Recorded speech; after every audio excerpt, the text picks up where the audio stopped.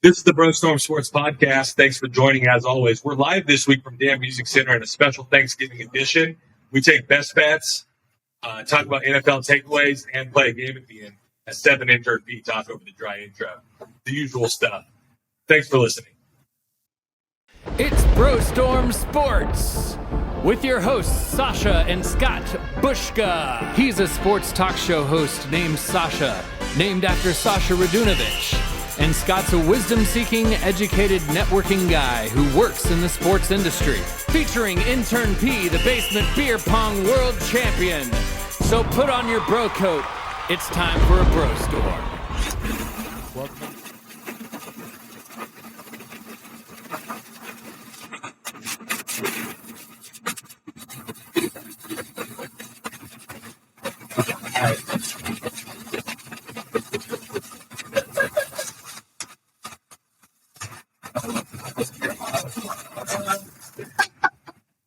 Welcome to BroStorm Sports.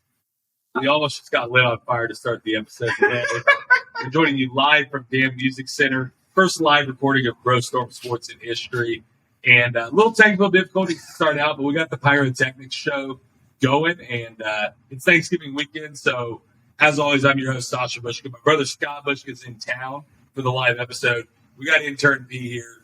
We got Seth and Chuck Bushka in the Peanut Gallery checking us out as well. Seth might join for a little game later in the show. Should be a good time. How we doing today, fellas? Dude, this is amazing. I've got a few titanium chips in my eyes from the fire, but I'm a little nervous. We got like an audience here. My best buddy one of my best buddies in the whole world, Dave Dam, set us up at his brother's music center. Feels like we're on stage celebrities. So I'm pumped to be back for Thanksgiving. I know we're going to have a little fun with Thanksgiving. We might make Intern Pete take some shots. We've had some feedback that people want us to do that. So, yeah, I'm excited to get rolling. How about you, Pete? You probably shouldn't need your phone shots here. I'm pretty ready to perform here under the bright lights, like they said. I perform best under pressure. Like I told Sasha earlier, pressure's not real, so it's okay. Ready to get going. For those who are avid listeners of the pod and have heard the Rumplemints references for Intern P, and those who are watching on video, we got a little Rumplemints here with us tonight. So should be an exciting stuff. And BroStorm with Boulevard. So we're full and Hi-Fi Production. So we got all our sponsors kind of front and center tonight. Yeah, it's good stuff.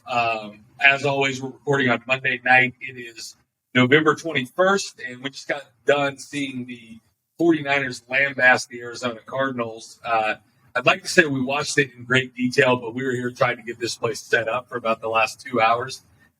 But nonetheless, the Niners won 38-10, I believe. So no big surprise there, except Scott went off. We'll get to this later, but Scott went off-brand betting on the Cardinals tonight. So he was only the second worst loser on the week, if you remember my Minnesota Vikings pick.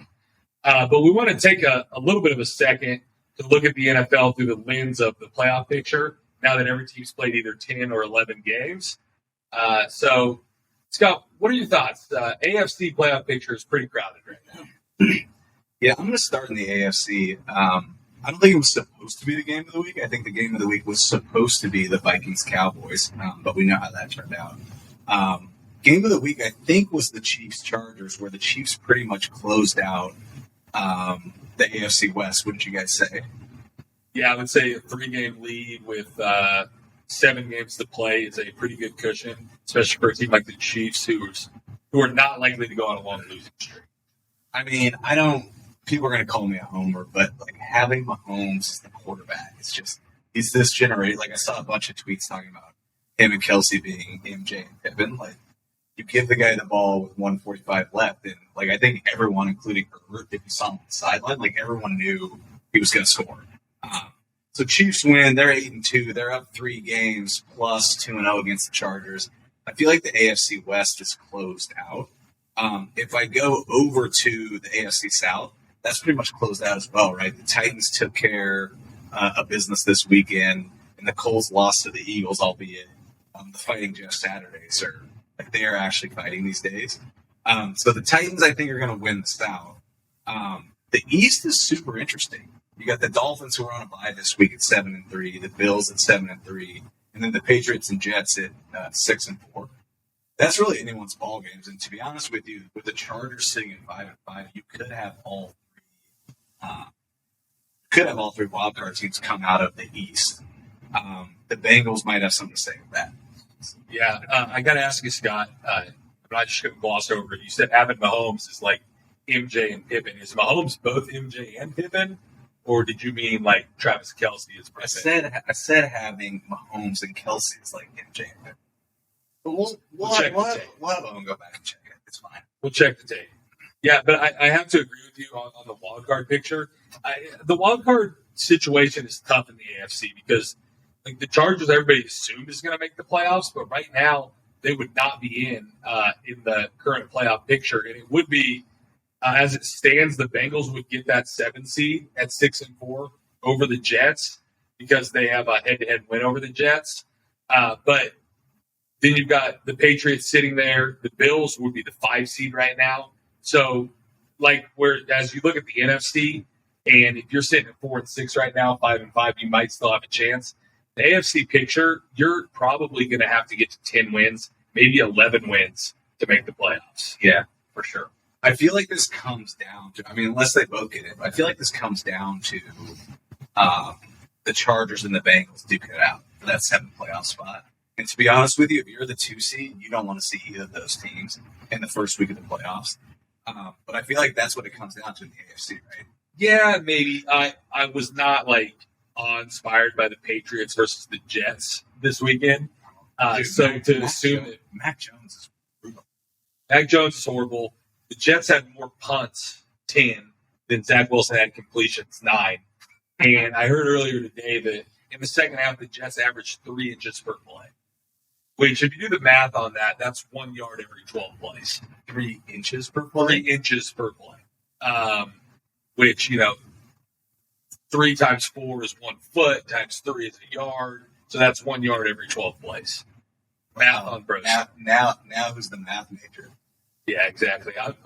You're not the only one who wants the third wall to get involved. We've got a member in the crowd raising his hand. It's a former high school math teacher. Pay no attention to the crowd, Scott. This is show business. So I'm not exactly inspired to say that either the Patriots or the Jets are definitely going to make it. If you assume the Dolphins or the Bills win the AFC East and one of those two teams is a wild card, I think there's room for the Bengals and the Chargers both to make it in, assuming that they start playing better and get out. Like the Chargers eventually have to win some games. The Chargers are good. They're really banged up. They always play the Chiefs well, but it will be a shame if the Chargers don't make the playoffs. If I'm the Chiefs, I do not want to play them. Let me ask, and I want to get intern P, huge Josh Allen fan here. Let me ask you guys one interesting question. In the AFC coming out of this weekend, did the Bills do enough this weekend against the Browns to assuage your concerns about Josh Allen in late game situations? I have really no complaints with this game this week. They did backdoor cover, and for some reason, they just want to keep these teams there. I don't get it. But I think once it's a close game, they're ready to go. It's not going to matter. I think they're pulling down their competition just a little bit. Wait, I just have to. They are 2-9 in one-score games over the last couple of years, right? Well, if they're just you feel like they're ready to go in a close game situation? I do. Technically, didn't the Browns just turn that into a one-score game late? So it gives the Bills another one-score win. So 3-9. That does not count. Yeah, and what's interesting, I watched a lot of that Bills-Browns game. The Bills looked really sluggish early, and it looked like the Browns were going to actually give them a game. And the Bills had the whole snow thing this week, getting out of Buffalo. I heard they barely got to practice because they were dealing with so much of that all week. So I wasn't convinced one way or the other too much on the Bills game. They came out and did what they needed to do, which is beat the Browns relatively easily. Yeah. But like we said before the week, you weren't going to learn anything new about the Bills by them beating the Browns by multiple scores. You need to see them in close games to learn something. So do I think the Bills are going to make the playoffs? Yes. Now, if they come in as a wild card and they have to go on the road for 3 games to make the Super Bowl, that's going to be a lot tougher path. So that game against the Dolphins later in the year is going to be it's going to be a very important game for both sides because neither of them wants to come in as a wild card. Dolphins have a really good home field advantage in the cold weather months because it's the only place that's not cold in those months, and teams have trouble with cramps and things like that. So it'd be wise to get home games as well. Any other thoughts on the AFC in Turn B? The Chiefs are really good. I'll give them that. I'll give them their. It's fair. I like how intern B is leaning in to look at your notes since he doesn't write anything himself. Well, that's fair. What did you expect? I also got on my laptop, so I knew right. He did come to the production meeting Friday, so thank you for that. We appreciate your service, intern B. Thank you for my flowers. I appreciate it. It's what I need. Last thing on the AFC, assuming Scott and intern B, I don't know if I like sitting in between you guys. There's a lot of animosity going back and forth. I can't wait to. I feel like head butter and beer pong in a couple days. Okay. The last thing I'll say on the AFC, it's basically 9 teams for 7 spots at this point. We mentioned all the teams, but the Colts, they're 4-6-1. I don't see them making a run. Jaguars, Raiders, Browns, Broncos, Steelers, Texans, all out of the picture. 9 teams for 7 spots. Looking over at the NFC, your division leaders are the Eagles at 9-1. Got a good victory, bounce back victory over the Colts this week, although barely got it done. Vikings somehow lost by 37. Somehow the Vikings are 8-2 and have a -2 point differential on the season. So wild. That's wild.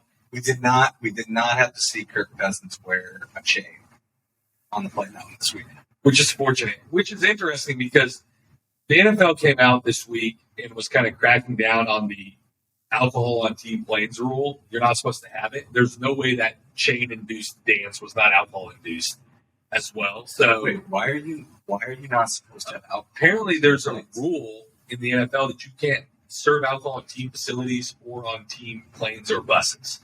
And the NFL sent out a memo after the Tennessee Titans, after that offensive coordinator got a DUI after the plane ride home, and it sent out a memo. We're going to be cracking down on this rule, blah, blah, blah. Not to get too far sidetracked or off track here, but I think it's a bit of a farce. Like, these guys are adults. Just make sure they have safe rides home when they get home. Right. This might be their only time to unwind all week is that team flight home, and they're getting ready for the next week. I think it's a stupid rule, but it's the no fun league for a reason. 49ers move into first place in the NFC West officially after their win tonight at 6-4. And then the Bucs lead the NFC South at 5-5. Your wild cards right now would be the Cowboys and Giants at 7-3, and the Seahawks at 6-4. Commanders just behind at 6-5, and then you've got Falcons and Lions at 5-6 and 4-6 respectively. Those are your top 10 in the NFC. Yeah. So 2 things I want to talk about in the NFC. I don't even feel like really the North and the South that we're talking about, but I thought there was 2 really interesting games this weekend. The first is that Cowboys. Well, actually, let me start with the Eagles game. You call it a bounce-back game, 17-16 against the Colts, where they looked terrible. They were outplayed for that whole game, scored 10 points late. I am not going to hot take it and say that it's time to start worrying about the Eagles, but that's 2 straight. They played a light schedule. It's 2 straight weeks of losing the Commanders, and they probably should have lost to the Colts. I think it's time to start thinking about whether or not the Eagles are as good as we think they are. On the other side of the NFC East, the Cowboys beat the Vikings 4-3. So they look really good. They're 7-3. They're 2 games behind. So I don't know. What's your guys' take on the Eagles coming out of that game? My take is I still think the Eagles are good, but they're not head and shoulders above the rest of the NFC. And anybody who thought that was probably just buying into the record a little bit too much. They've won some close games. They've had some blowouts as well, but the Cowboys and the Eagles still play again. And the last time they played, Cooper Rush was starting for the Cowboys. Right. If the Cowboys can figure out the Dak formula, which it looks like they did a little bit against the Vikings, then they have a real chance to beat the Eagles the next time they play. And then that still leaves the NFC East open for the taking if the Cowboys win that game. And the Cowboys' problem has been they need to play the Cooper Rush style with Dak Prescott, with a more efficient Cooper Rush. Meaning when they get Dak Prescott in there, they tend to want to throw the ball and not use their run game, not rely on their defense, and they end up losing games that way. But this week against the Vikings, they threw all that out the window, and they looked I mean, if you just take a one-game sample size of this week, the Cowboys were the most impressive team in the NFL. Yeah. I mean, I want to say the Vikings aren't that good. The problem is they just beat the Bills at home. So, I don't know. Wonky week, or wonky game, I think, in Minnesota. The other division, which is worth talking about, which we didn't really watch a ton of that game tonight because we were spending a lot of time setting up this amazing setup, which is not true because Dave did it all. Be clear, Dave set it all up. We just spent time trying to figure out the part that we were supposed to have figured out on our own. Being dumbasses.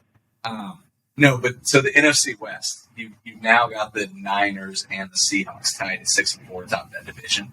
The Seahawks, most people thought were going to be in control of that over the last couple of weeks, and now the Niners are tied. They got Christian McCaffrey. Jimmy G actually looked like he could throw a ball tonight. So that's the other interesting one. I was trying to look at the Seahawks schedule and see. Yeah, I've got it here. They've got the Raiders next, so coming off a bye, that should be a win. Then they've got at the Rams, which looks like a lot easier game. They got the Panthers. The next 3 weeks are pretty good for the Seahawks. And then they have that showdown with the 49ers after that. They still have to play the Chiefs, the Jets, then Rams. Can we sorry, I just thought of this on tonight's game. Can we talk for a second about the sideline guy that was yelling in Spanish at the start of the game?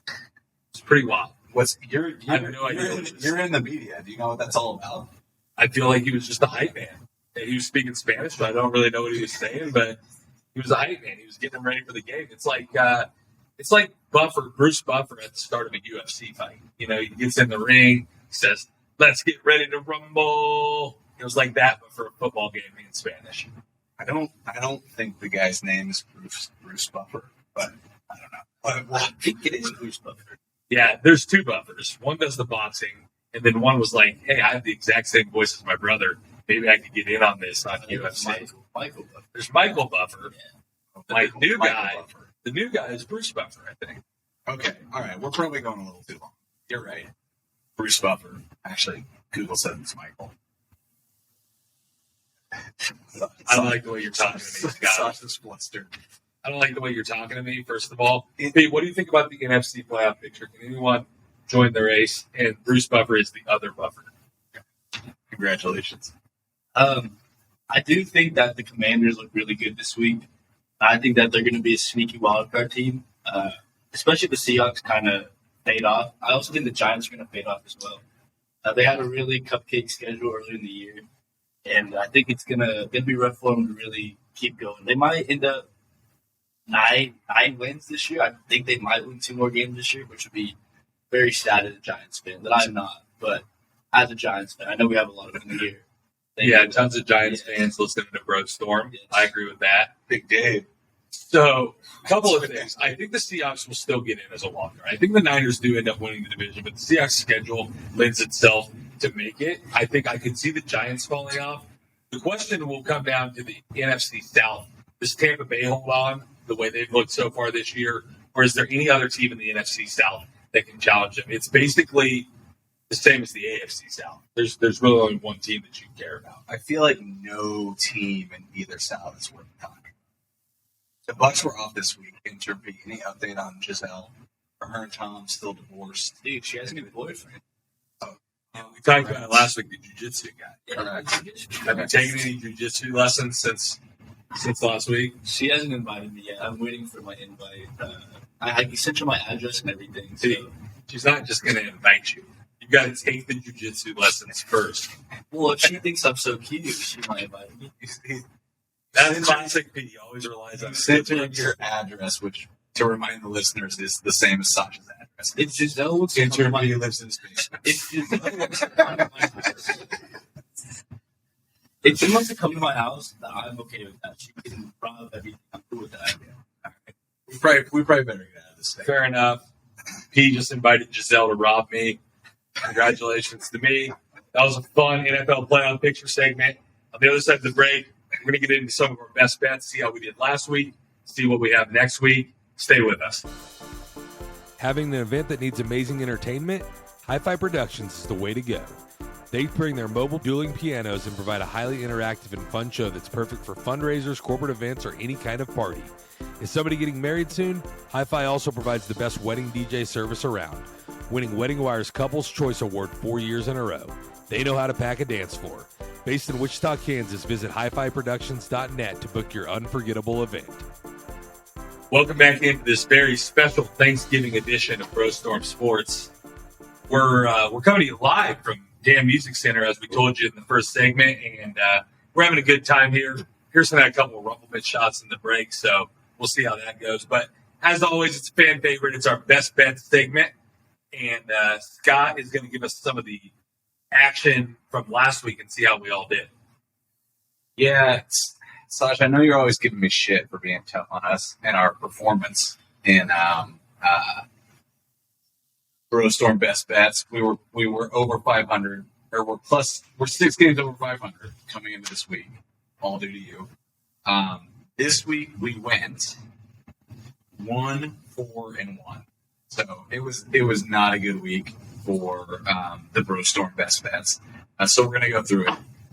And by the way, I will accept that as a poor performance. it was When it's 3-3, you take your wins where you can get them. But 1-4-1, not so great.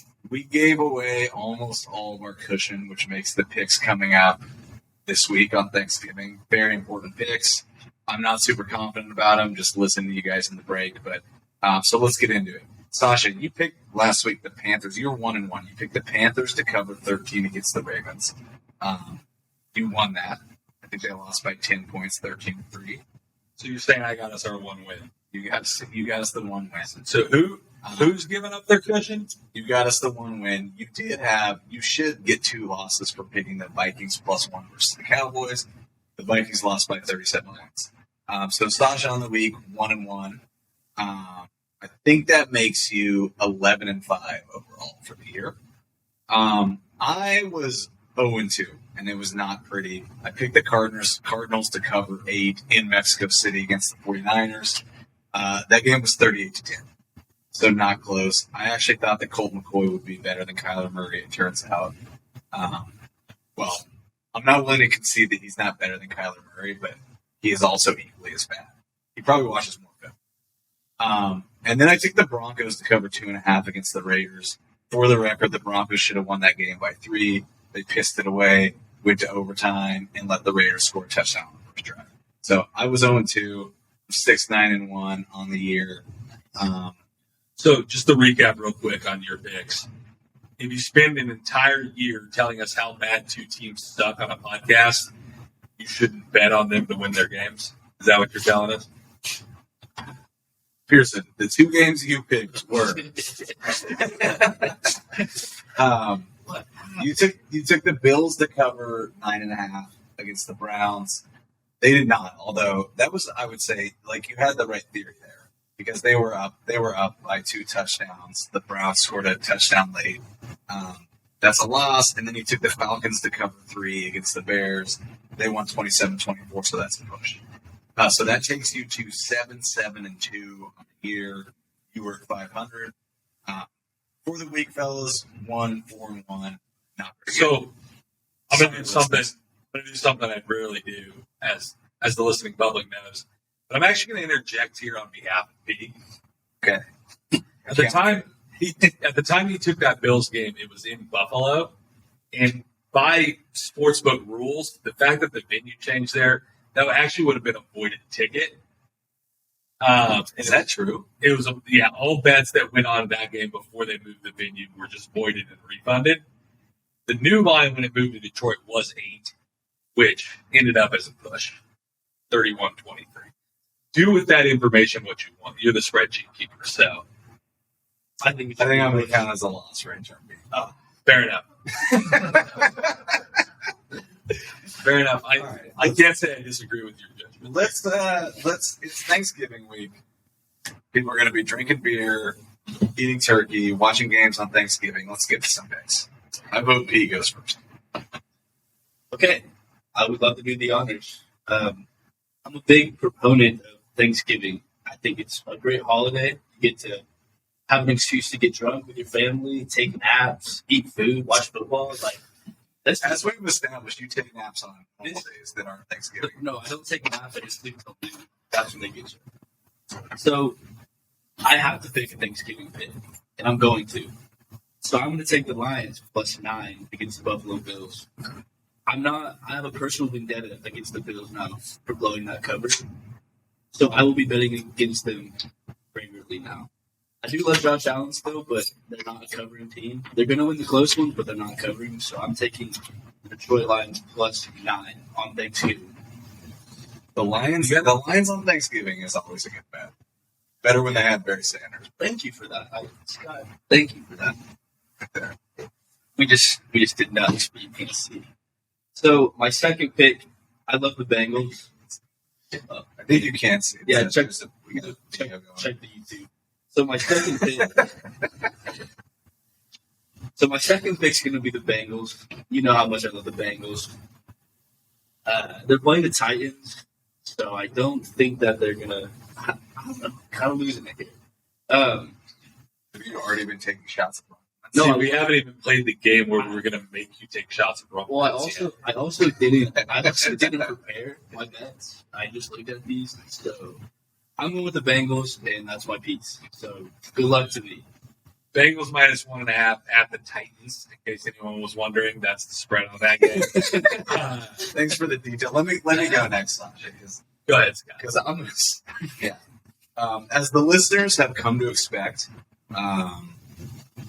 like Dave and some of our college classes together, intern P is always heavy on analysis with his picks.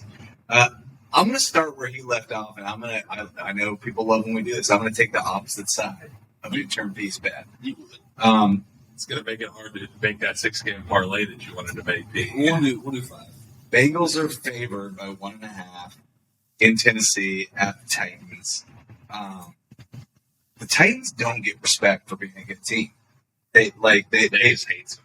They just went into Green Bay and made Aaron Rodgers look silly. They probably should have beat the Chiefs in Arrowhead a couple weeks ago. They're laying points at home, and I'm gonna take the Titans. I think they're gonna run on Derrick Henry. Their defense is really, really good. I think they slow down Joe Burrow in that offense. Jamar Chase still isn't playing, so I'll take the Titans to cover 1.5. And by cover, sorry, the Titans are underdogs at home, so I'll take the Titans +1. Titans and 1.5 for Scott. Any thoughts, P? I'm just a little sad that you went against me. It's okay. I respect it. I probably would do it too if I could, but I can't go against myself. I've tried my best. It doesn't work out. You have faded yourself several times on the show. So, okay, my second pick is so we've got the Raiders +3.5 at the Seahawks. Seahawks are coming off a bye. The last time we saw them, they lost to Tom Brady and the Buccaneers in Germany.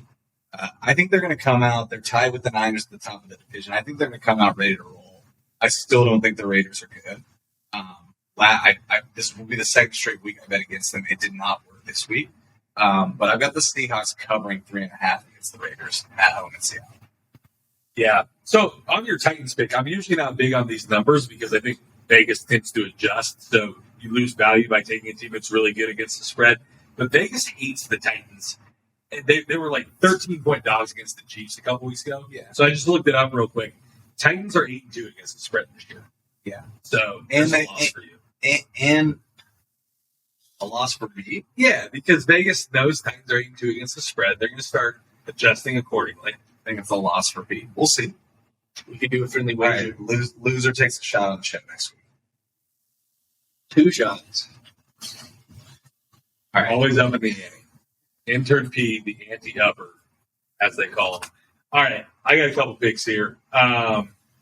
So at some point, the Los Angeles Chargers have to win some games, right? And the Cardinals are not good. We just saw them lose 38-10 tonight. The Chargers kind of have some of their players back. They're coming off that loss to the Chiefs. They usually bounce back after they get smoked by the Chiefs, or not even smoked, just lose close. So I'll go Los Angeles Chargers -3.5 at Arizona for pick number 1. I like that pick a lot. I'm upset I didn't see it.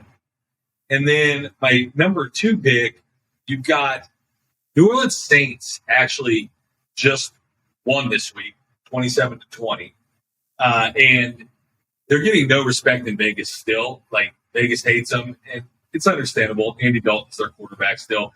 But the 49ers can be very up and down. They can play really good one week, really bad the next. You see them kind of teeter-totter a lot. And that's been ever since Shanahan's been there. It's not really like a new thing. So I like the Saints to get 8 points at the 49ers. 8 points is a lot in the NFL. If I can get like a reasonable team that's not giving up on the season yet, which they're not because they play in the NFC South, so they still have playoff hopes, I'll go Saints +8 at the San Francisco 49ers. I like that hit. Like it less? I like it less. I mean, you got Andy Dalton and or Jameis Winston and or Taysom Hill. Both on my fantasy team. Who won our fantasy matchup tonight? I did. You did. I told you that while we were dealing with the audio earlier. I wasn't listening to you. Yeah, Debo and Christian McCaffrey both scored some points, a few more than what the Andre Hopkins had. Okay. All right. In your defense, intern P still by far last place in the family fantasy league. So I am 2-9 in our fantasy league. I believe Sally's not in it, fortunately for you, but your mom is in it, who probably knows less about football than Sally. I think she knows negative about football. Yeah, I do set her lineup most weeks, but that's neither here nor there. Should we talk about that? Not right now. You got anything to add on best bets, Scott? No. I think we're moving on to the Thanksgiving segment, which we're all excited about. All right, let's get out of this best bet segment. Those are our picks this week. We're sticking to them. On the other side, we're playing a little Thanksgiving game. Stay with us.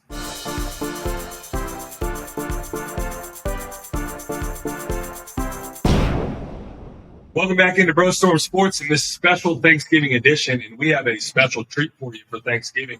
We've got the third Bushka brother, fellow BroStormer, Seth Bushka, joining us tonight, since we're all in the same town for Thanksgiving. So should be exciting stuff. In honor of the holiday, we're going to play a game tonight. We're going to match athletes with Thanksgiving personas. So everybody knows.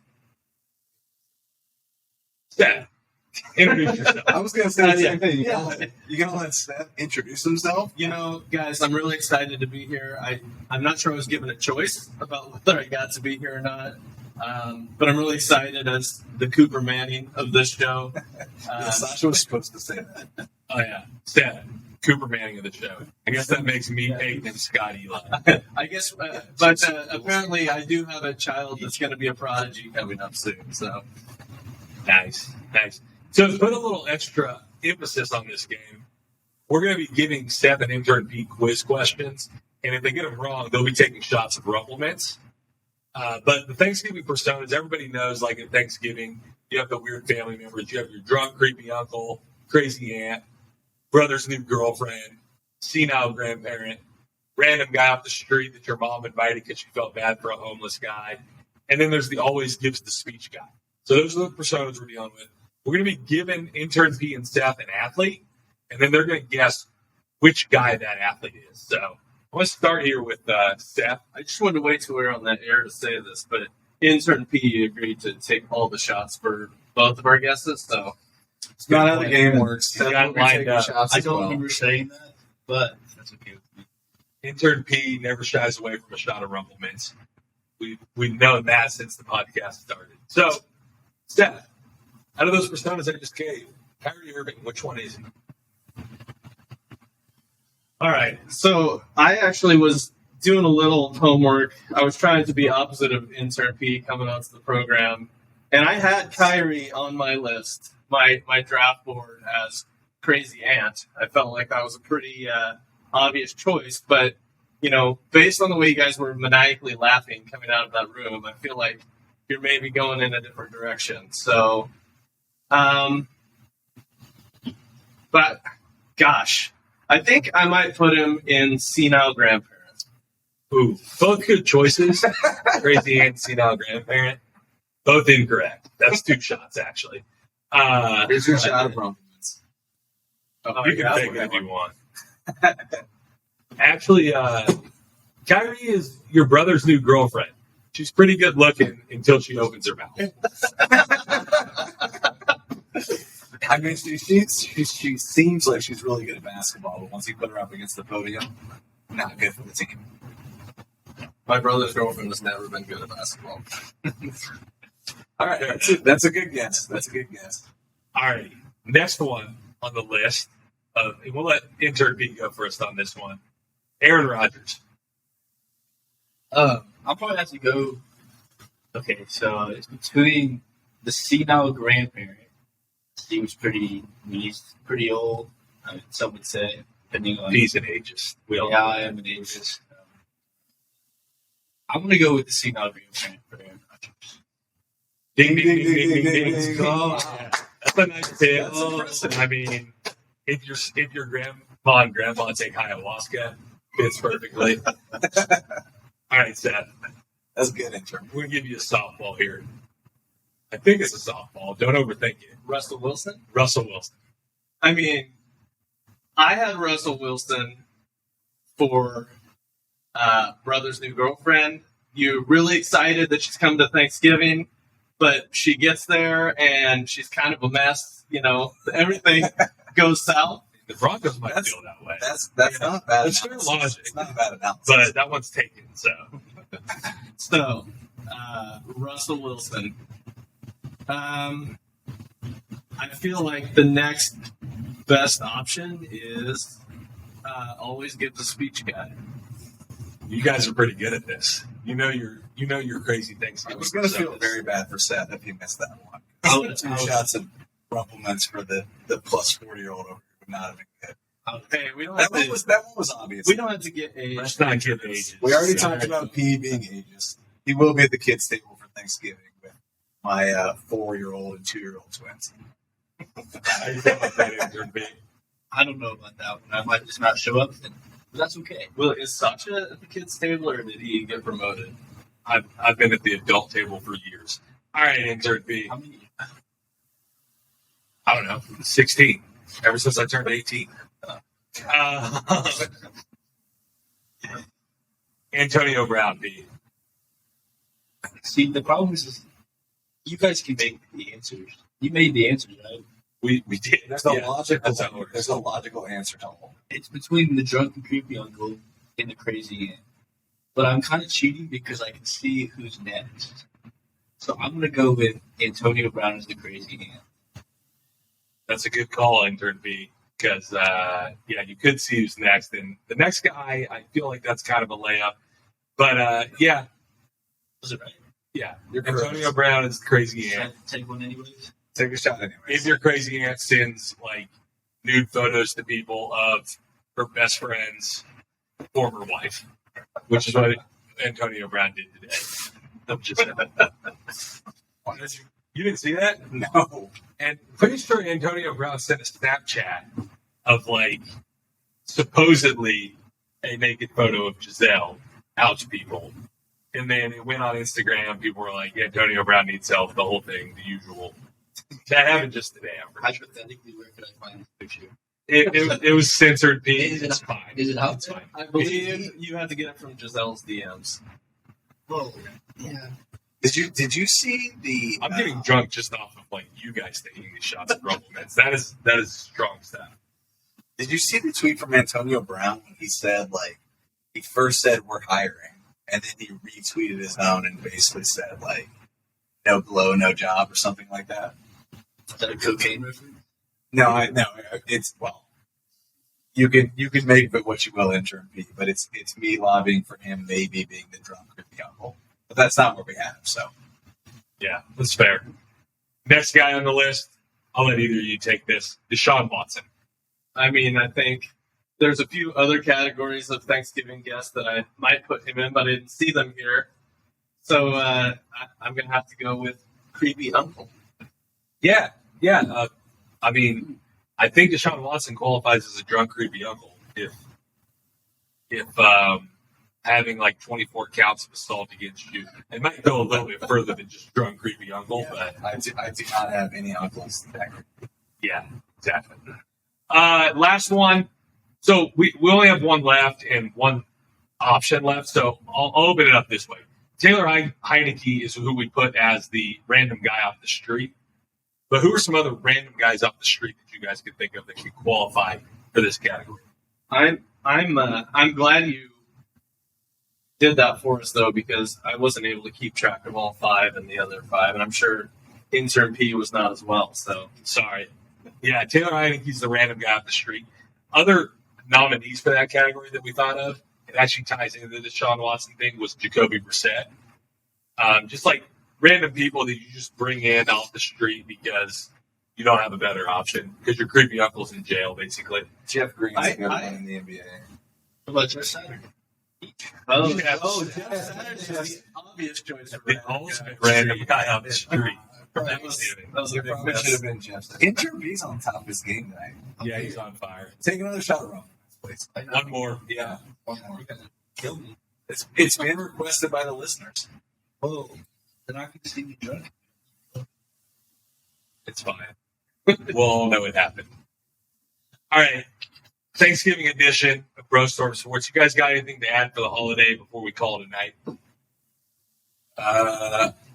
Huge thanks to Dave, Hi-Fi Productions, the Damn Music Center. We couldn't have done this without them. We were a little bit of a debacle getting this set up. And no, I'm just pumped to spend the week with you guys watching football. Thursday should be fun. Intern P at the kids' table. Yeah. Yeah, and in honor of Thanksgiving coming up, I just want to say something I'm thankful for. Our valued listeners, those of you listening to the broadcast, we really appreciate it. People don't say it enough in our business. Still that from Colin Cowherd. You're basically the next Colin Cowherd, Sasha. And I'm thankful for big brothers who have a lot of faith in me. So we appreciate you all listening. Subscribe as always. Rate us 5 stars. Follow us on the socials. TikTok's blowing up. Instagram's blowing up. Check us out on Twitter. Subscribe, rate, the whole 9 yards. We'll see you next time.